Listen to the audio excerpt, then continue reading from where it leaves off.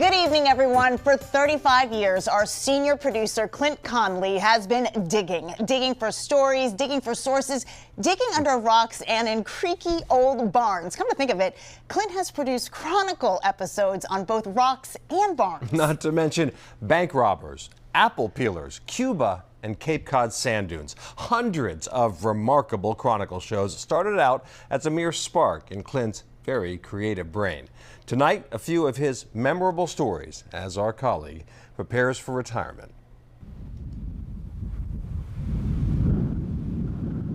Do you ever wake up in the morning here and say it's a long way from Harvard? Yeah, all the time. When I walk down to breakfast in the morning, I'll often think this is a lot more than 300 miles away from Harvard Yard. This is light years away from Harvard Yard. Do you remember that moment when the first thought of crime entered your mind, that would be an out, a way to make money? Yeah, it's really a series of moments, but I know when I started to think of it. It was some point in that year, 1990, when I saw that everything was going, and I thought, I need a way out.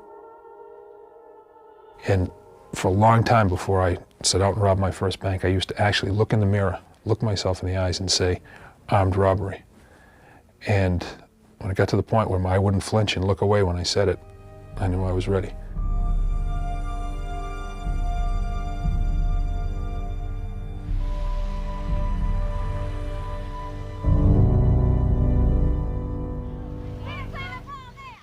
It starts here in the blue-collar neighborhoods of Quincy, a classic American boyhood. From the start, John excelled academically, athletically, and socially. In the fall of 1974, this son of a factory foreman entered Harvard College. What did it mean to your parents that you got into Harvard? Oh, they were thrilled. They were just as proud as could be. And they were pleased. I got into Yale, too, so it was a case of which one I was going to go to. And we decided that Harvard was closer. John did well academically and played on the football team. One of his teammates was SportsCenter 5's Mike Lynch. He was a wonderful guy, very industrious, very aggressive. I remember he always had 2 or 3 jobs during the course of a school year. He was doing pretty well. He was telling us all, how to make money and how we all should be entrepreneurs ourselves.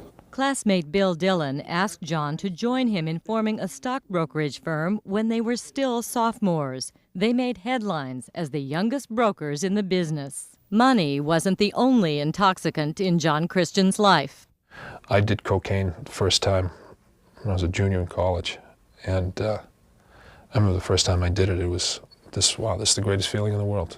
This was church bells, and this was the Star-Spangled Banner and fireworks and everything.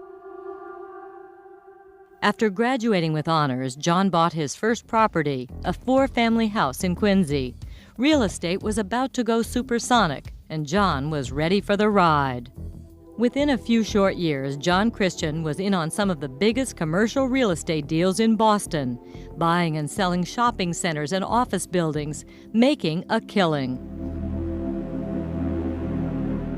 It was just Katie bar the door, because there was money everywhere to be made if you were aggressive and smart.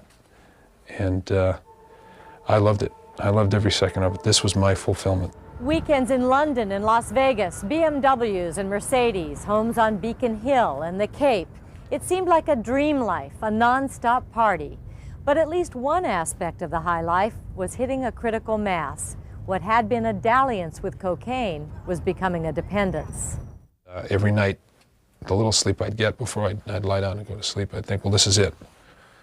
Tomorrow I'm going to stop doing cocaine. John's world was turning inside out. The bottom was dropping out of the real estate market, and he was caught short. He was losing it.